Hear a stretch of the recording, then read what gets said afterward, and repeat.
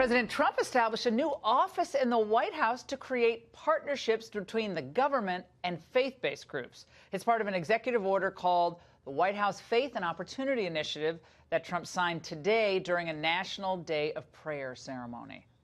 We are proud of our religious heritage, and as president, I will always protect religious liberty. The Faith Initiative will help design new policies that recognize the vital role of faith in our families, our communities, and our great country. We take this step because we know that in solving the many, many problems and our great challenges, faith is more powerful than government, and nothing is more powerful than God. Oh, I love that moment. Trump may often sound like the most pro-faith president in modern times, but gosh, there's still much to do. Here's to discuss Reverend Johnny Moore, spokesperson for the president's informal evangelical advisory group. Well, it was a hot day outside at the White House there. A lot of evangelical Christians, people were stunned, like, how do you guys support Donald Trump? I mean, look, married 3 times, you know, all the deals. Now it's Stormy Daniels. Why does this president speak to the evangelical base today, given what's happened?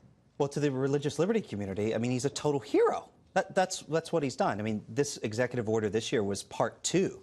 You know, last year, at this very National Day of Prayer, he ordered basically an audit of the entire federal government to determine every single example where religious liberty was being violated, with the whole cabinet sitting there. And this year he's saying, you know, we've cleaned all that up. And you know, there's a whistleblower element of this executive order. He's saying to the public, you see a problem, tell us about it. He's saying, oh, now we got all that settled, so how can we partner together as a faith community? You know, and doing it in the Rose Garden, steps out of the Oval Office, was a powerful symbolic image. Yeah, symbolically. I mean, just seeing it, his words, in everything that's going on and swirling around him.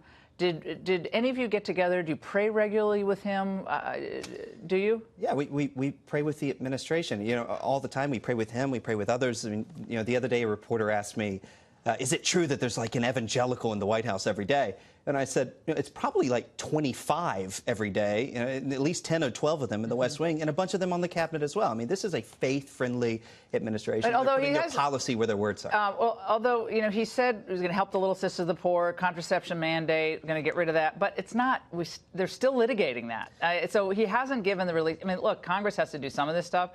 But couldn't he, with an executive order, address that issue and then probably head to the courts? Well, the fact is that the Obama administration had so obsessively deconstructed religious liberty across the federal government. I mean, it took them a whole year to sort of untie all of this.